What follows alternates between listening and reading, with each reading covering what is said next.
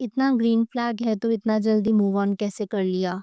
इनको इतनी जल्दी प्यार कैसे हो जाता है? We are married but divorced. Television industry का एक ऐसा कपल जो कि रिपीटेडली हेडलाइंस में आ रहा है और वो है नील भट्ट एंड ऐश्वर्या शर्मा। नील भट्ट और ऐश्वर्या शर्मा के आपने डिवोर्स रूमर सुने होंगे कि किस तरीके से वो सेपरेट हो चुके हैं। ऐश्वर्या शर्मा को जो ट्रोलिंग फेस करनी पड़ रही है सोशल मीडिया पर उसकी सेपरेशन के रिगार्डिंग विद नील भट्ट, उसके बारे में भी आपने सुना होगा। लेकिन अलेजिडली लेटेस्ट रूमर्स की अगर माने तो नील भट्ट एंड ऐश्वर्या शर्मा ने ऑफिशियली डिवोर्स के लिए फाइल कर दिया है। कुछ नेटिजन्स का ये मानना है कि नील भट्ट ऐश्वर्या शर्मा की तरफ अनफेथफुल था जब वो एक मिस्ट्री गर्ल के साथ स्पॉट किए गए थे। मिस्ट्री गर्ल कौन है इसके बारे में हम डिस्कस करेंगे। साथ ही साथ ऐश्वर्या शर्मा और आयशा सिंह का कैट फाइट जो सीरियल पर हुआ करता था। नील भट्ट और ऐश्वर्या शर्मा की toxic relationship is what we are going to discuss as well.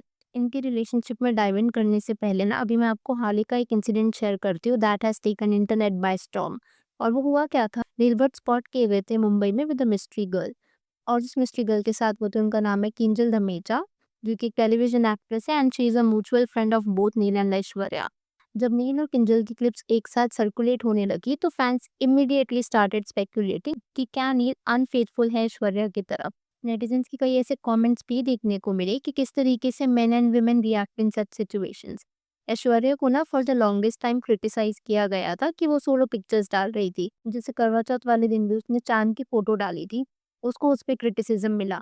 Ganesh Chaturthi पर जो उसने फोटोज पोस्ट करी थी वो भी सोलो थी, उसके लिए भी उसे क्रिटिसिज्म मिला। लेकिन जब नील की पब्लिक आउटिंग हुई ना with a friend which may very well be innocent became a focal point for rumour mongering. ये सब में डिटेल में जाने से पहले ना let's go back to where it all started. वो मैं किसी के प्यार सीरियल की सेट पर नील भट्ट ने प्ले किया था the role of Virat, Aishwarya ने प्ले किया था द रोल ऑफ पाकी। उनकी ऑन स्क्रीन केमिस्ट्री काफी अच्छी थी एंड इस सीरियल में ना एक और लीड एक्ट्रेस भी थी जो कि थी आयशा। ऐश्वर्या और आयशा की रिलेशनशिप ना सेट पर फ्रेंडली थी until their character started interacting more on screen। जब उन्होंने एक साथ काम करना शुरू किया, उनके एक साथ सीन्स आने शुरू हुए, तब रूमर्स ऐसे आने लग रहे थे कि ऐश्वर्या और आयशा के बीच में ना there is something off. Aishwarya का जो कैरेक्टर था ना पाकी, उसकी इनिशियली केमिस्ट्री पोर्ट्रे की गई थी विद नील। और जैसे जैसे आगे स्टोरी प्रोग्रेस होनी शुरू हुई, आयशा और नील की केमिस्ट्री ऑन स्क्रीन ज्यादा दिखाई जाती थी as compared to Aishwarya and नील।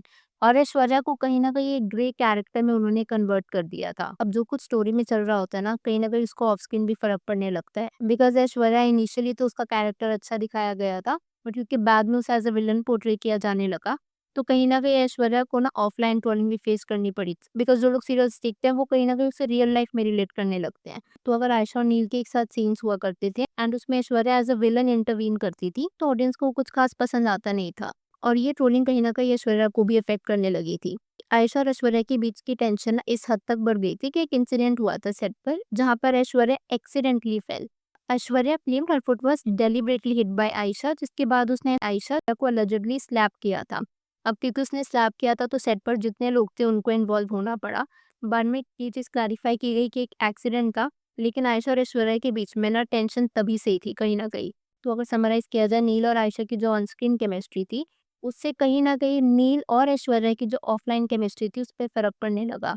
लोगों ने ऐश्वर्या को इनसिक्योर बुलाना शुरू कर दिया और जो ये पूरा स्लैप वाला इंसिडेंट भी हुआ था ना, ये भी इसलिए माना जा रहा था कि ऐश्वर्या कहीं न कहीं इनसिक्योर हो रही थी, जो भी अटेंशन मिल रही थी नील और आयशा की ऑन स्क्रीन केमिस्ट्री को। एनीवेज़ ये सब तो चलता रहा एंड 2021 में ना इन दोनों ने राजस्थानी सेरेमनी में उज्जैन में शादी कर ली थी। It was a fairy tale wedding. उसके बाद इन्होंने कई रियलिटी शोज़ में भी पार्टिसिपेट किया लाइक स्मार्ट जोड़ी and big boss. Big boss में ऐश्वर्या का शॉर्ट टेम्पर और ओकेजनली वो जो डिसरिस्पेक्ट किया करती थी ना नील की तरफ, दैट वाज अपेरेंट, जिसके बाद लोगों को इन दोनों की रिलेशनशिप में ना कुछ ऑफ लगने लगा।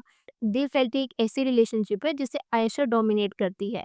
फास्ट फॉरवर्ड टू 2025, इन दोनों का एक दूसरे की सोशल मीडिया पोस्ट से गायब होना, सोशल मीडिया एक्टिविटी में रिडक्शन आना, कहीं ना कहीं नेटिजन्स को अंदाजा लग गया था कि maybe they are separated.